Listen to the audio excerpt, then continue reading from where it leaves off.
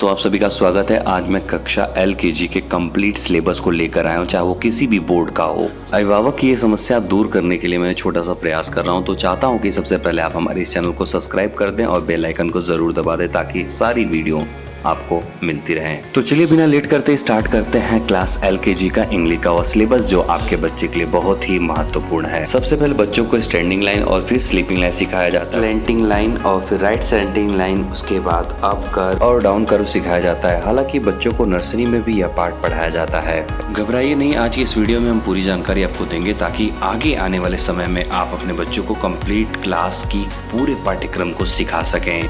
दूसरे क्रम में बच्चों को A to Z सिखाया जाता है, वो भी कैपिटल लेटर में। सबसे पहले बच्चों को सिखाना होता है आइडेंटिफिकेशन, जैसे कि बच्चा को यह पता होना चाहिए कि कैपिटल लेटर में A कौन सा वर्ड है, B कौन सा वर्ड है, C कौन सा वर्ड है। ये इस तरीके से A to Z सिखाया जाता है।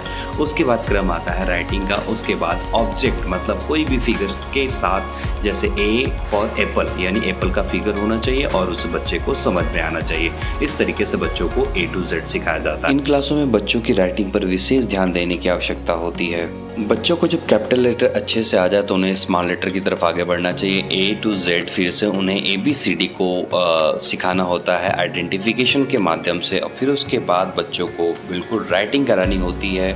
और जैसे आपने एक कैपिटल लेटर को A to Apple, A for Apple और B फॉर बॉल जैसे मैच करके उन्हें सिखाया था, वैसे ही स्मॉल लेटर को भी आपको सिखाना होता है। इस तरीके से बच्चों को आसान तरीके से A to Z ABCD जो है कैपिटल और स्मॉल लेटर सिखाया जा सकता है। और जब बच्चों को ABCD अच्छे से पहचानना और लिखना आ जाए तो उन्हें पढ़ाया जाता है वॉवेल और कॉन्सोनेंट। कॉन्सोनेंट बिल्कुल अच्छे तरीके से उनको समझ में आ गया तो उनको फिर फोनिक्स सिखाते हैं। फोनिक्स के बाद वॉवेल्स वर्ड्स को सिखाया जाता है, फिर राइम्स वर्ड सिखाया जाता है, फिर इम्प्रूवमेंट किया जाता है उनको फोनिक साउंड का। इस तरीके से उनका सिलेबस इंग्लिश का कंप्लीट होता है।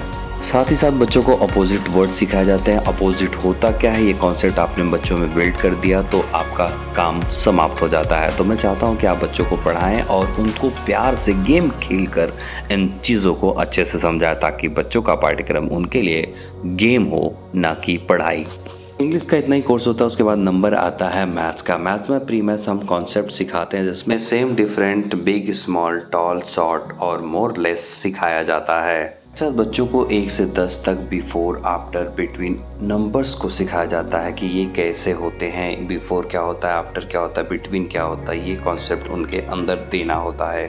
बच्चों को ये चीज़ समझ में आ गई तो उनको सवाल करने में बिल्कुल किसी भी प्रकार की कठिनाई नहीं होने वाली है। इसके साथ बच्चों को शेप सिखाया जाता नहीं, आकार सिखाया जाता है कि आकार कौन कौन से होते हैं। इसमें बच्चों को circle, square, rectangle, triangle, semi circle, Oval के बारे में खेल के माध्यम से सिखाया जाता है। तो बच्चों का मैथ का कोर्स। अब हम बात करते हैं बच्चों के बारे में जनरल अवेयरनेस की। सबसे पहले बच्चों को माई सेल्फ यानी अपने बारे में सिखाया जाता है, माई बॉडी पार्ट्स नेम सिखाया जाता है, माई फैमिली के बारे में बताया जाता है, अपने फैमिली के बारे में पूरी जानकारी के साथ साथ बर्थडे सेलिब्रेशन के बारे में पूरी जानकारी दी जाती है।